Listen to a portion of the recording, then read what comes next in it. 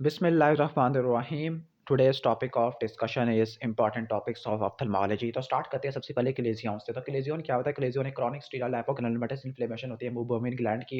ये आपको ब्लेफाइटिस, diabetes mellitus और सीबोरिया के पेशेंट में देखने को मिलता है। ठीक है, जैसे क्लिनिकल फीचर की तरफ आ जाते हैं तो क्लेजियन क्या होता है? क्लेजियन अपर आईलिड में आपको देखने को मिलता है, पेनलेस होता है, पेनलेस स्वेलिंग होती है, स्मॉल नोड्यूल होता है। जब आप आईलिड को इवर्ट करते हैं तो कंजक्टिवा रेड और पर्पल होता है। अब ये बहुत इंपॉर्टेंट साइन है क्योंकि जो एक्यूट जो इन्फ्लेमेशन होती है, फॉर एग्जांपल हॉर्डोलियम इंटरनम, जो acute suppurative inflammation of moving gland है उसको बोलते हैं हॉर्डोलियम इंटरनम। जबकि acute lipogranulomatous inflammation, sorry, chronic lipogranulomatous inflammation of moving gland, इसको हम बोलते हैं क्लेजियन बोलते हैं। तो क्लेजियन के अंदर ये जो स्वेलिंग होती है ये रेड होती है, लेकिन उसके अंदर जो हॉर्डोलियम इंटरनम होगा यहाँ पे आपको येलो कंजक्टिवा देखने को मिलेगा ओवर द स्वेलिंग एरिया। ठीक है, अब इसके हम फेट या कॉर्स की तरफ आ जाते हैं तो उसके कुछ इंपॉर्टेंट कॉर्स होते हैं। फॉर एग्जांपल या तो उसकी स्पॉन्टेनियस कंप्लीट रेजोल्यूशन हो जाती है। नंबर 2, लिकोफैक्शन हो जाएगी। जब लिकोफैक्शन हो जाएगी तो थिन फाइब्रस सैक बनेगा। उस थिन फाइब्रस सैक के अंदर आपको ग्लेरी फ्लूइड देखने को मिलेगा। उस थिन फाइब्रस सैक को बोलते हैं मेबोमियन सिस्ट या क्लेजियन सिस्ट। अगर फाइब्रोसिस होगा तो हार्ड नोड्यूल होगा। अगर कैल्सिफिकेशन होगा तो वेरी हार्ड नोड्यूल हो जाएगा। अगर इन्फेक्टेड होगा तो ये हॉर्डोलियम इंटरनल में कन्वर्ट हो जाएगा, या बर्स्ट होगा तो ये फ्लैश मैस बनाना शुरू कर देगा। कॉम्प्लिकेशन के अंदर मैकेनिकल टॉक्सिस आ जाएगा और एस्टिग्मेटिज्म आ जाएगा। मैकेनिकल टॉक्सिस मैकेनिकल वेट की वजह से, एस्टिग्मेटिज्म होगा 12 o'clock की पोजीशन के ऊपर जो प्रेशर लगाएगा उसकी वजह से देखने को मिल सकता है।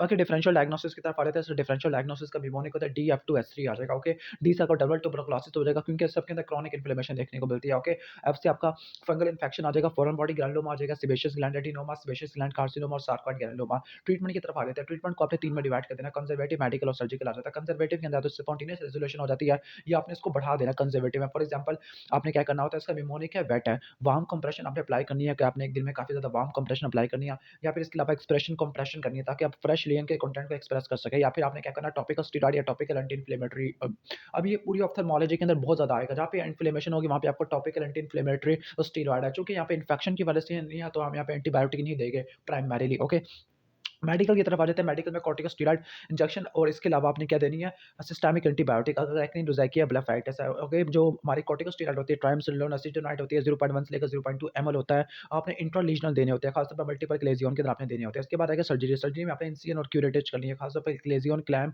क्लेजियन स्कूप वगैरह करना होता है। और यहाँ पे जो इंसिजन है वो आपने कंजक्टिवल साइड से देना होता है, खासतौर पर वर्टिकल इंसिजन देना होता है। और आपने पोस्ट ऑपरेटिव एंटीबायोटिक भी देनी होती है। ठीक है, इसके अलावा एक मार्जिनल क्लेजियन बता। मार्जिनल क्लेजियन ऐसा होता है जो कि डक्ट ऑफ मोबोमिन ग्लैंड से निकलता होता है और रेडिश नोड्यूल बनाना शुरू कर देगा। ओके, ठीक है, तो ये तो हो जाएगा हमारा क्लेजियन। इसके अलावा हॉर्डोलियम की तरफ आ जाता है। हॉर्डोलियम क्या होता है? एक्यूट सुपरेटिव इन्फ्लेमेशन ऑफ, अब ठीक है, और ये खास तौर पर एक्यूट होते हैं, पेनफुल होते हैं, स्टेफ ओरियस की वजह से होती है। अगर ग्लैंड ऑफ ज़ीस और ग्लैंड ऑफ मोल की इन्फ्लेमेशन देखने को मिलेगी, यानी एंटीरियर पार्ट ऑफ आईलिड में देखने को मिलेगी, ग्लैंड ऑफ ज़ीस और lash follicle, gland of Zeis, gland of Moll और लैश फॉलिकल की देखने को मिले तो उसको बोलते हैं हॉर्डोलियम एक्सटर्नम या स्टाई बोलते हैं। लेकिन अगर ये मोबोमिन ग्लैंड की इन्फ्लेमेशन है तो उसको हम क्या बोलते हैं? हॉर्डोलियम इंटरनम कहते हैं। अभी जो ग्लैंड ऑफ ज़ीस होते हैं, ओके, ग्लैंड ऑफ ज़ीस क्या होते हैं? Modified sebaceous gland. जो कि ग्लैंड ऑफ मोल क्या होते हैं? हमारे मॉडिफाइड स्वेट ग्लैंड होते हैं। तो दोनों को आपने नोट कर लेना है। ठीक है, जो कि मोबोमिन ग्लैंड, ये भी आपको क्या देखने को मिलता है? भी आपको सेबेशियस ग्लैंड देखने को मिलता है। ओके, ठीक है। बाकी इनकी कॉम्प्लिकेशन क्या होती है? हमारी जो हॉर्डोलियम एक्सटर्नम की, जो कॉम्प्लिकेशन होती है, इंटरनम की जो कॉम्प्लिकेशन होती है, नंबर 1 है कि ओके, ऑर्बिटल सेलुलाइटिस हो सकता है, या फिर प्रीसेप्टर सेलुलाइटिस हो सकता है, कैवर्नस साइनस थ्रोम्बोसिस हो सकता है। ट्रीटमेंट की तरफ आ जाता है। ट्रीटमेंट दोनों का ऑलमोस्ट ऑलमोस्ट सेम होता है कि आपने क्या करना है, वार्म कंप्रेशन अप्लाई करना होता है। ठीक है, इसके अलावा आपने क्या करना है, इवैक्यूएशन ऑफ पस।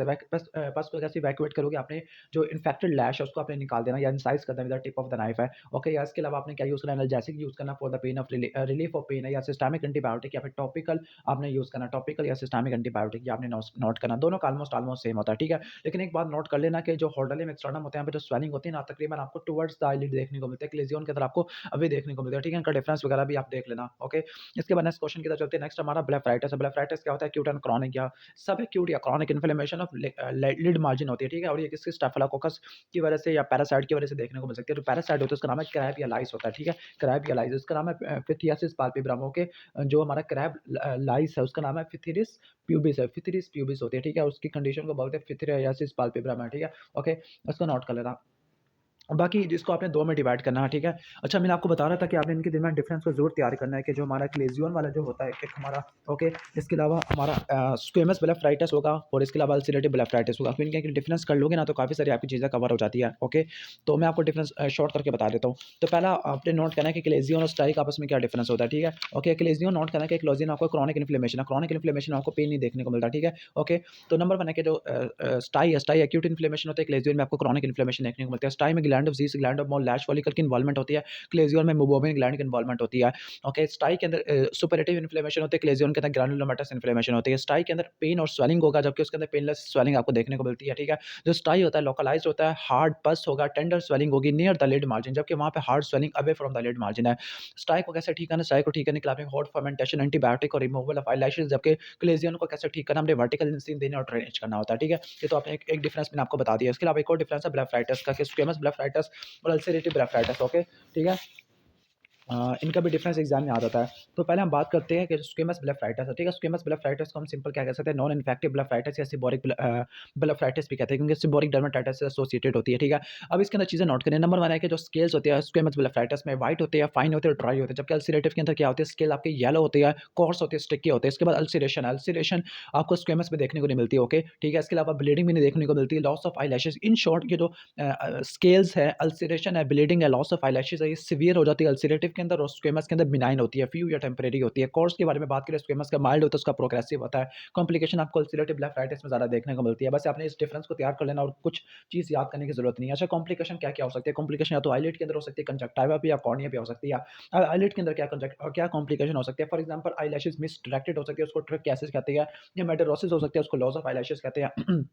ओके, पोलियोसिस है, पोलियोसिस के अंदर ग्रेइंग ऑफ आईलैशेस है, कि आईलैशेस का कलर ही खत्म हो गया, ठीक है। इसके अलावा आपने नोट करना है कि जो स्टाई या क्लेज़ियन का रिकरेंस देखने को मिल सकता है, टॉसिस हो सकती है due to oedema of eyelid. Conjunctiva में आपको एक्यूट बैक्टीरियल कंजक्टिवाइटिस, इसके अलावा माइल्ड पेपिलरी कंजक्टिवाइटिस आपको देखने को मिल सकता है, ठीक है, due to hypersensitivity to staphylococcus exotoxin है। या कॉर्निया के अंदर आपको क्या देखने को मिलेगा? कॉर्निया के अंदर आपको पंक्टेट केराटाइटिस देखने को मिल सकता है, ठीक है। टेयर फिल्म इंस्टेबिलिटी देखने को मिल सकती है, मार्जिनल केराटाइटिस देखने को मिल सकता है, फ्लेक्टुलर केराटाइटिस देखने को मिलता है। मार्जिनल केराटाइटिस को कैटरल अल्सर वगैरह भी कहते होते हैं, ओके।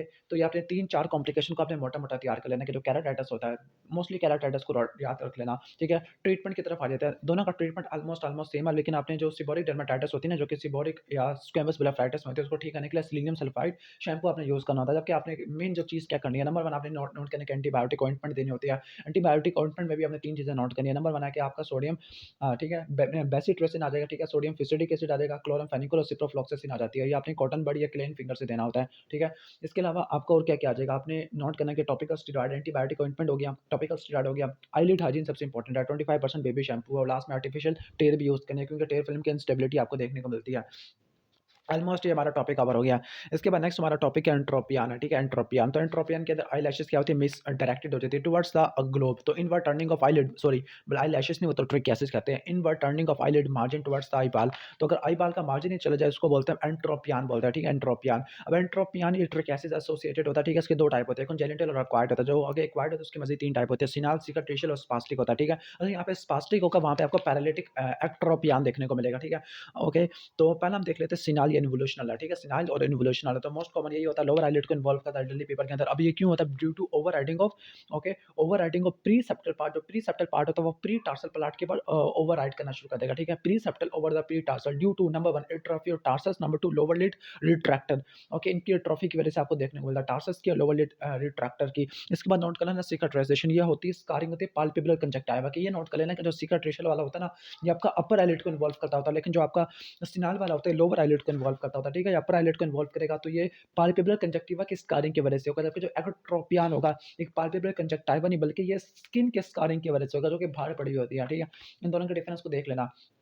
बाकी इसके कॉजेज़ क्या होते हैं? कॉजेज़ आपके सिकाट्रिशियल कंजक्टिवाइटिस फॉर एग्जांपल ट्रैकोमा है, ओके, स्टीवन जॉनसन सिंड्रोम है, इसमें भी आपको स्कारिंग देखने को मिलती है। ऑकुलर सिकाट्रिशियल फैम्फिजॉइड है, या केमिकल इंजरी बर्न्स है, या ट्रॉमा लैसिरेटिंग इंजरी है। इसके बाद स्पास्टिक है, तो स्पास्टिक में आपने क्या-क्या चीज़ें नोट करनी है? स्पास्टिक में केराटो कंजक्टिवाइटिस की वजह से हो सकती है, ऑकुलर सर्जरी की वजह से। ऑकुलर सर्जरी या केराटो कंजक्टिवाइटिस की वजह से क्या होगा? आपके क्या हो जाएगा? इन शॉर्ट आपके ऑर्बिकुलरिस ओकुली की एक्सेसिव कॉन्ट्रैक्शन आपको देखने को मिलेगी, ठीक है। आगे बाकी कंजेनिटल है, कंजेनिटल ये डेवलपमेंटल डिफॉर्मिटी की वजह से होता है। बाकी हम आ जाते हैं इसके ट्रीटमेंट की तरफ आते हैं। ट्रीटमेंट बहुत ज़्यादा इंपॉर्टेंट है। दोनों का ट्रीटमेंट आपने मिक्स नहीं करना। पहले आ जाते हैं सिनाल एंट्रोपियन। तो सिनाल एंट्रोपियन का निमोनिक होता है WFM, ओके। और यहाँ पे आपने करना क्या है ना, इसमें आपने हॉरिजॉन्टल रिसेक्शन करना होता है ऑर्बिकुलरिस ओकुली मसल का और टार्सस का बाय वेरियस सर्जिकल प्रोसीजर, ठीक है। इसमें आपने हॉरिजॉन्टली रिसेक्ट करना होता है मसल को, उसके टार्सल प्लेट को। अब इसका निमोनिक होता है WFM है, Wies procedure, Fox procedure, modified Wheeler procedure है, ठीक है। Wies procedure, Fox procedure, modified Wheeler procedure. Wies procedure के अंदर आपने क्या करना होता है? फुल थिकनेस हॉरिजॉन्टल स्प्लिटिंग करनी है, मार्जिनल रोटेशन करनी है बाय इवर्टिंग सुचर है। फॉक्स प्रोसीजर के अंदर आपने एक सीएन करनी है बेस की और डाउन ट्रायंगल ऑफ कंजक्टिवा और टार्सल प्लेट की। और मॉडिफाइड के अंदर आपने बेस के साथ आपने क्या कर देना? ओवरलैप कर देना। नेक्स्ट आ जाएगा सिकाट्रिशियल। सिकाट्रिशियल के अंदर आपने क्या करना है, सिकाट्रिशियल का मिमोनिक होता है टीएम, टार्सल हिंज ऑपरेशन और म्यूकस मेम्ब्रेन ग्राफ्ट, ठीक है? ओके। अच्छा, यहाँ पे सिनाइल एंट्रोपियन का ट्रीटमेंट वीस, फोक्स और मॉडिफाइड था, जबकि वहाँ पर सिनाइल एक्ट्रोपियन है, वहाँ पे मिमोनिक होगा MHM, medial conjunctiva प्लास्टी, horizontal lid shortening आ जाएगा। लास्ट में आपको मॉडिफाइड कोनसिसोवनोस्की ऑपरेशन वगैरह देखने को मिलेगा, ठीक है? ओके। और यहाँ पे सिकाट्रिशियल एंट्रोपियन का ट्रीटमेंट था टार्सल हिंज ऑपरेशन और म्यूकस मेम्ब्रेन ग्राफ्ट। वहाँ पे क्या ट्रीटमेंट होगा, वहाँ पे इनसे ऑपरेशन आना शुरू हो जाएगी, वी वाई ऑपरेशन, जी प्लास्टी अगले स्किन ग्राफ्टिंग देखने को मिलेगी, ठीक है? यहाँ पर जो स्पास्टिक एंट्रोपी है ना, वहाँ पे पैरालिटिक एंट्रोपी आना है, ठीक है? यहाँ पे स्पास्टिक है, तो स्पास्टिक को ठीक करने के लिए अपने क्या यूज़ करना है, टैपिंग करनी है, आईलेट इवर्टिंग स्विचर यूज़ करनी है, बोtulinum टॉक्सिन। जबकि वहाँ पर फेशियल पाल्सी की वजह से है, तो आपने क्या करना है, आर्टिफिशियल टेयर यूज़ करनी है, लुब्रिकेटिंग ऑइंटमेंट यूज़ करना है, इसके अलावा टार्सोरेफी करनी है, ठीक है? तो दोनों का मैंने ट्रीटमेंट साइड बाय साइड आपको बता दिया है, ठीक है? ऑलमोस्ट ऑलमोस्ट ये टॉपिक हमारे कवर हो गया, ठीक है? तो नेक्स्ट आगे, अच्छा, ग्रेड्स ऑफ एक्ट्रोपियन, तो एक्ट्रोपियन की ग्रेडिंग भी आपसे पूछी जा सकती है, ठीक है? तो ग्रेड 1 के अंदर क्या होगा, अच्छा, इसमें इवर्डियन होती है आईलिड मार्जिन के, तो इसमें जो पंक्टम होता है वो इवर्टेड होता है। ग्रेड 2 में लिड मार्जिन इवर्टेड होगा, पाल्पेब्रल कंजक्टिवा विजिबल होगा। और ग्रेड 3 के अंदर क्या होगा, ग्रेड 3 के अंदर फॉर्निक्स भी आपको नजर आना शुरू हो जाएगा कंजक्टिवा का, ओके? नेक्स्ट टॉपिक हमारा टॉसिस है, टॉसिस। ओके, तो टॉसिस की तरफ आ जाते हैं। टॉसिस को सिंपल ब्लेफरोटॉसिस भी कहते हैं, एब्नॉर्मल ड्रॉपिंग ऑफ आईलिड है, उसकी वजह से क्या-क्या कॉम्प्लिकेशन हो सकते हैं। नंबर 1 एम्ब्लायोपिया हो सकता है, नंबर 2 स्क्विंट वगैरह देखने को मिल सकता है, ठीक है? या abnormal backward tilting of head की टिल्टिंग है, या एलिवेशन ऑफ आईब्रोज या फोरहेड स्किन रिकलिंग है, ये तो इसके एब्नॉर्मल पोस्चर वगैरह देखने को मिलता है, ठीक है? ओके, अब इसकी दो टाइप्स होती हैं, वही कॉन्जेनिटल और एक्वायर्ड। एक्वायर्ड के अंदर मायोजेनिक आ जाएगा, एपोन्यूरोटिक आ जाएगा, न्यूरोजेनिक आ जाएगा, इसके अलावा आपका आ जाएगा, ओके, मैकेनिकल आपको देखने को मिलेगा, ठीक है? ओके, तो पहले आ जाते हैं हम कॉन्जेनिटल टॉसिस। कॉन्जेनिटल टॉसिस में ये मैल डेवलपमेंट ऑफ मसल टेंडन या उसकी नर्व सप्लाई की वजह से होता है। भाई 3 टाइप का होता है, सिंपल आ जाएगा, ओके, मार्कस गंजा विंकिंग टॉसिस आ जाएगा, उसके अलावा तीसरा आ जाएगा ब्लेफरोफिमोसिस सिंड्रोम है, ठीक है? ओके, अब यहाँ पे जो सिंपल वाला ना, सिंपल वाला यूनिलैटरल होता है, और यहाँ पे एक बात नोट कर लेना कि यहाँ पे जो आईलिड की क्रीज़ है वो एब्सेंट होती है, ठीक है? लेकिन अगर मैं बात करूँ उसके सिनाल वाले की, ठीक है? सिनाल के अंदर क्या होगा, जो आईलिड की जो क्रीज़ है ना, वो हायर लेवल पे होती है, और लिवेटर का फंक्शन इसमें नॉर्मल होगा, जबकि उसमें लिवेटर का फंक्शन रिड्यूस्ड होगा। मैं दोबारा बता देता हूँ, सिंपल सिंपल कॉन्जेनिटल टॉसिस के अंदर जो स्किन की आईलिड क्रीज़ है वो एब्सेंट हो जाती है, ठीक है? क्योंकि मसल ही काम नहीं कर रहा, ठीक है? और जब लिवेटर का फंक्शन रिड्यूस है, जबकि उसके अंदर लिवेटर का फंक्शन नॉर्मल होगा, स्किन की जो आईलिड क्रीज़ है वो हायर लेवल पे आपको देखने को मिलेगी। ये 2 चीज़ आपको मैंने बता दी है, ठीक है? जो टोटिक आईलिड होती है वो हायर देन होती है than the normal lid in the down gaze due to poor relaxation of levator muscle है। मार्कस गंजन के क्या होता है, retraction of ptotic lid with a jaw movement होती है due to misdirected innervation between the ocular motor and the mandibular branch of, okay, trigeminal nerve. बाकी blepharophimosis syndrome में congenital टॉसिस आ जाता है, ब्लेफरोफिमोसिस आ जाएगा, टेलीकैंथस आ जाएगा और एपिकैंथस इनवर्सस देखने को मिलेगा, ठीक है? अब आ जाओ न्यूरोजेनिक। न्यूरोजेनिक के अंदर आपने 2-3 मोटे-मोटे कॉजेज़ नोट करने हैं, थर्ड पाल्सी और हॉर्नर सिंड्रोम। हॉर्नर सिंड्रोम में पार्शियल टॉसिस होती है, इसमें आपको मियोसिस भी देखने को मिलेगी, लोअर लिड की एलिवेशन देखने को मिलेगी, हाइड्रोसिस, ये सब चीज़ आपको देखने को मिल सकता है। बाकी मायोजेनिक की तरफ आ जाता है, मायोजेनिक में आपको माइस्थीनिया ग्रेविस आपको देखने को मिलेगा, ओकुलर थायरोपैथी आपको देखने को मिलेगा, ठीक है? ओकुलर थायरोपैथी, ठीक है? माइस्थीनिया ग्रेविस में आपको जो हो ना टॉसिस, ये वॉर्स होना शुरू हो जाती है इन द इवनिंग, क्योंकि ज़्यादा पूरा दिन काम वगैरह किया होता है ना, मसल को यूज़ किया हुआ होता है, ठीक है? और डिप्लोपिया भी देखने को मिलेगा। लेकिन ओकुलर थायरोपैथी के अंदर क्या होगा, रिस्ट्रिक्टेड होगी ओकुलर मूवमेंट, लेकिन डिप्लोपिया नहीं देखने को मिलेगा। इसके बाद एपोन्यूरोटिक। एपोन्यूरोटिक में आगे सिनाल की वजह से, ट्रॉमेटिक की वजह से या पोस्ट ऑपरेटिव, लेकिन सिनाल वाली बहुत ज़्यादा कॉमन होती है। और वंस अगेन मैंने चीज़ें बता दी थी, इसमें स्किन की जो आईलिड होती है, आईलिड की जो स्किन होती है ना, जो क्रीज होती है, ओके, वो हायर लेवल पे होती है। उसके अलावा जो लोबर्टर का फंक्शन होता है वो नॉर्मल आपको देखने को मिलता है। बाकी मैकेनिकल टॉसिस है, ये आईलिड के ट्यूमर की वजह से, लाइक न्यूरोफाइब्रोमाटोसिस या लार्ज क्लेजियन या डर्मेटोक्लेसिस की वजह से देखने को मिलती है, क्लियर? इसके बाद हम नेक्स्ट आगे टॉपिक की तरफ चलते हैं। नेक्स्ट है हमारा ओके, तो इसके अब डिफरेंट लैब टेस्ट इन्वेस्टिगेशन की तरफ आ रहे हैं, क्लियर? यानी क्लिनिकल फीचर या इन्वेस्टिगेशन है, ओके? तो ये इन्वेस्टिगेशन वैसे एग्जाम में आपसे पूछी जा सकती होती है कि number 1 lab test, lab test में अपने टेंसिलॉन टेस्ट आपने करना होता है, ठीक है? टेंसिलॉन टेस्ट होता है, आइस टेस्ट होता है, टेंसिलॉन टेस्ट और आइस टेस्ट दोनों माइस्थीनिया ग्रेविस के अंदर करती होती है। इसके अलावा फिनाइलेफ्रिन टेस्ट या हॉर्नर सिंड्रोम में करते हैं, ठीक है? ओके, इसके अलावा आपने मेजर करना है डिग्री ऑफ टॉसिस है, मेजर करना है डिग्री ऑफ टॉसिस को। इसके अलावा लिवेटर के फंक्शन को असेस करना, ओकुलर मोटिलिटी या सेंसिटिविटी को मालूम करना होता है, ठीक है? इनके अपने अपने फंक्शंस होती है, ओके? तो ये आपने चीज़ें मेजर कर लेनी है, तो ये आपका किस में आ जाएगा, इन्वेस्टिगेशन के अंदर आ जाएगा, okay?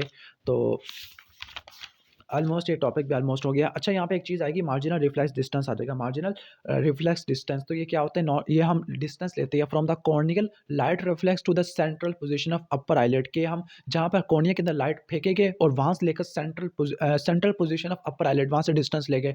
Normally marginal reflex distance, okay, ये कितना होता है, 4 होता है। 4 कैसे रट्टा मारना है, 4 होता है बिकॉज अब यहाँ पे देखो, मार है, मार नहीं, वैसे मार्च 4 से मैं बता रहा था। अच्छा 4 मिलीमीटर होता है, ठीक है, ओके। तो आपने डिफरेंस लेना है टॉटिक आईलिड का और नॉर्मल का, ठीक है।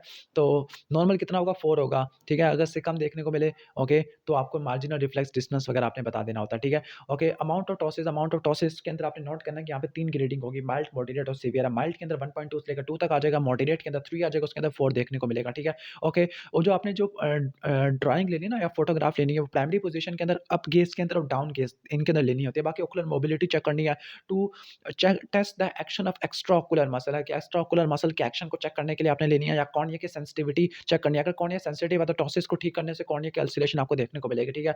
मार्कस गंजा विंगिंग फिनोमिना देखना है कि यूनिलैटरल टॉसिस होगी on the movement of jaw due to misdirected nerve या मार्कस गन टॉसिस, ठीक है। अब यहाँ पे जो राइट अपर आईलिड होती है ना इस एलिवेटेड ऑन मूविंग द जा टू द लेफ्ट, ये बहुत इंपॉर्टेंट पॉइंट है।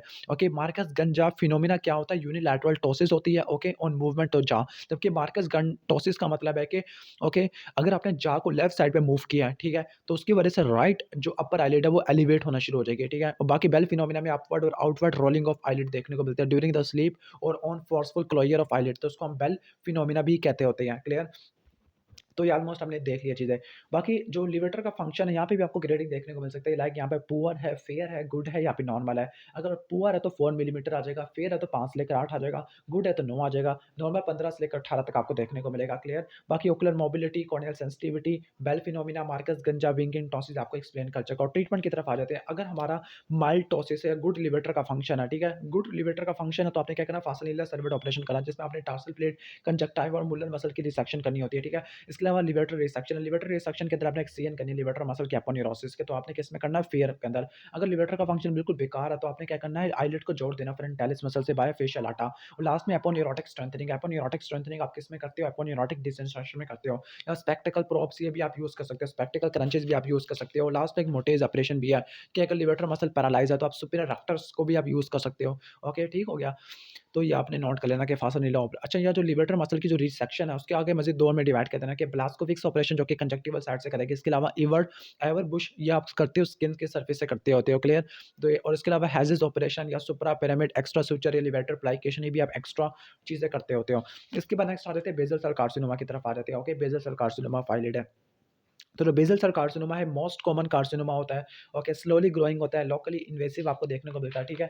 ओके, अब ये बात नोट करनी है कि जो बेसल सेल कार्सिनोमा होता है आपका लोअर आईलिड, बेसल है तो बेसल का मतलब नीचे है तो लोअर आईलिड से निकलता होता है। इसके साथ बेसल के बाद दूसरी जो साइड है ना लोअर आईलिड के बाद वो मीडियल कैंथस है, फिर अपर आईलिड की तरफ आ जाओगे, फिर लैटरल कैंथस की तरफ आना शुरू हो जाओगे। ओके, ठीक है। इसके बाद हम आ जाते हैं कि इसके जो 3 टाइप्स होती है, नोडुलर नोडुलर सबसे ज़्यादा कॉमन होती है, फिर नोडुलो अल्सरेटिव आ जाएगा, स्क्लेरोसिंग या मॉर्फिया फॉर्म होती है, ठीक है। अब जो नोडुलो अल्सरेटिव या रोडेंट अल्सर है उसमें आपको सेंट्रल अल्सरेशन देखने को मिलेगी, पेयरली रेस्ड रोल्ड एजेस आपको देखने को मिलेगा, उसके ऊपर आपको टेलेंजेक्टेसिया देखने को मिलेगा, यानी ब्लड वेसल आपको देखने को मिलेगा, क्लियर। तो ये आपने नोट कर लेनी है।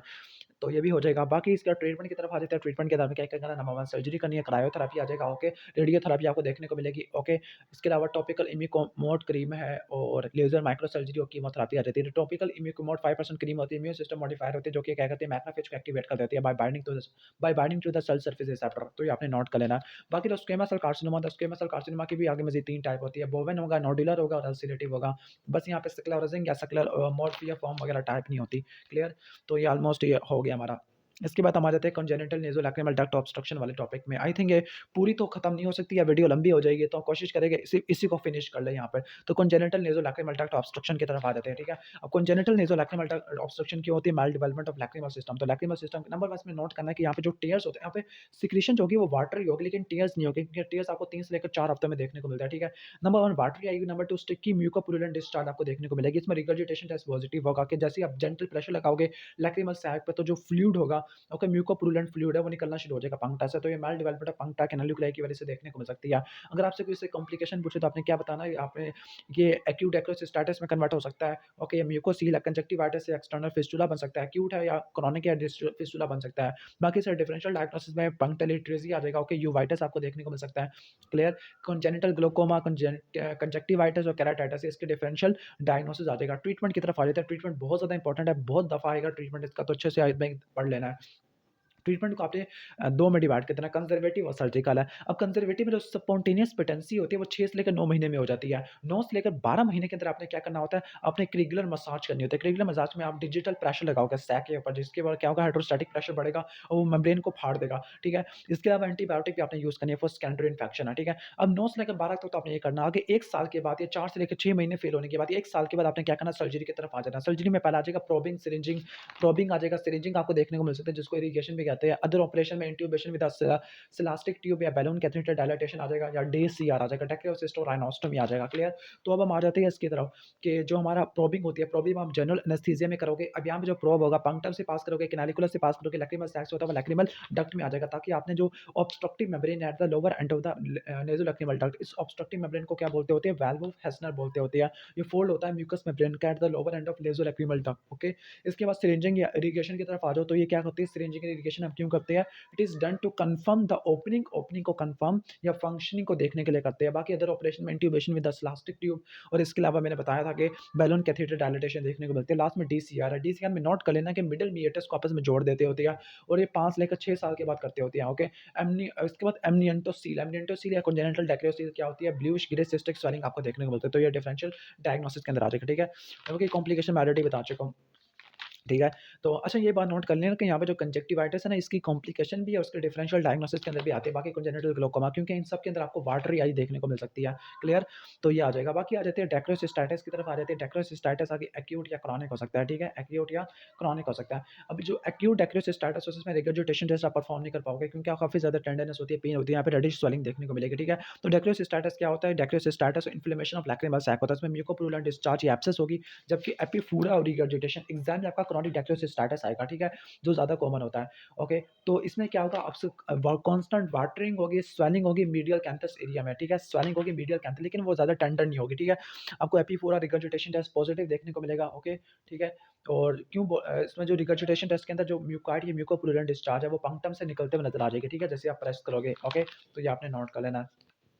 तो ये ऑलमोस्ट ये हमारा डायग्नोसिस वाला टॉपिक हो जाएगा। अच्छा, इसकी इन्वेस्टिगेशन, अगर इसकी इन्वेस्टिगेशन पूछे तो आपकी एपिफूरा वाली लिख देनी है, क्योंकि इसमें वाटरी आई हो रही है, और डिफरेंशियल डायग्नोसिस पूछे तो लैक्रिमेशन और एपिफूरा आ जाएगा। अब एपिफूरा की क्या-क्या इन्वेस्टिगेशन होती है, डायग्नोसिस होता है, नंबर 1 क्लिनिकल एक्जामिनेशन आ जाएगा। क्लिनिकल एक्जामिनेशन में आपने आईलिड की पोजीशन चेक करनी है। अब आईलिड की पोजीशन क्यों चेक करोगे, क्योंकि इसकी वजह से लोअर लैक्रिमल पंप फेल्योर हो सकता है due to lower lid laxity, facial palsy या लोअर लिड एट्रोपियन की वजह से। क्लिनिकल एक्जामिनेशन करना है, आईलिड की पोजीशन, ऑर्बिकुलरिस ओकुलाई मसल का फंक्शन चेक करना है, रिगर्जिटेशन टेस्ट करना, नेज़ल एग्जामिनेशन करनी है ताकि कोई नेज़ल पॉली तो नहीं आए। फिर लैक्रिमल सिस्टम पेटेंसी टेस्ट, ये भी बहुत ज़्यादा इंपॉर्टेंट आ रही है, लैक्रिमल सिस्टम पेटेंसी टेस्ट। अब इसमें पहले डाई डिसअपियरेंस टेस्ट जो कि कंफर्म करोगे डायग्नोसिस के लिए, फिर डायग्नोस्टिक सिरिंजिंग आ जाएगा, फिर आ जाएगा जोन्स डाई टेस्ट होता है। जोन्स डाई प्राइमरी और सेकेंडरी आ जाएगा, डेक्रियोसिस्टोग्राफी आ जाएगा, और लैक्रिमल स्किंटिलोग्राफी आ जाएगा। कौन-कौन से टेस्ट होते हैं, डाई डिसअपियरेंस टेस्ट हो जाएगा, डायग्नोस्टिक सिरिंजिंग आ जाएगा, इसके अलावा जोन्स डाई टेस्ट होता है। जोन्स डाई टेस्ट ये किसमें करते हैं, सस्पेक्टेड पेशेंट में करते हैं, खासतौर पर पार्शियल ऑब्स्ट्रक्शन में करते हैं। प्राइमरी जोन्स डाई के अंदर हम क्या यूज़ करते हैं, हम फ्लोरेसेंट डाई यूज़ करते हैं, जबकि सेकेंडरी के अंदर क्या करेंगे, सेकेंडरी हम सलाइन से इरिगेशन आपको देखते हैं। बाकी डेक्रियोसिस्टोग्राफी है जिसमें कंट्रास्ट मीडियम करते हैं, बाकी एक्सरे वगैरह लेते हैं। लैक्रिमल स्किंटिलोग्राफी जिसमें लेबलिंग करेंगे टेयर्स की with a gamma emitting substance है, ठीक है? ओके, तो ये आपने नोट कर लेना है। जो एपिफोरा होता है, 2 में डिवाइड करते हैं, ऑब्स्ट्रक्टिव और लैक्रिमल पंप फेल्योर। जो ऑब्स्ट्रक्टिव में ऑब्स्ट्रक्शन होगी, लैक्रिमल पंप में क्या होगा, जो पंपिंग मैकेनिज्म है जो कि टेयर्स को ड्रेन करता होता है, वो यहाँ पे फेल नज़र आता होता है। क्लियर? तो ये आपने नोट कर लेना। जबकि लैक्रिमेशन आगे फॉरेन बॉडी की वजह से देखने को मिल सकती है, इन्फ्लेमेशन की वजह से आपको देखने को मिल सकती होती है। तो इंपॉर्टेंट टॉपिक्स हमने यहाँ पर रिवाइज़ कर लिया है। तो इस वीडियो के लिए इतना ही।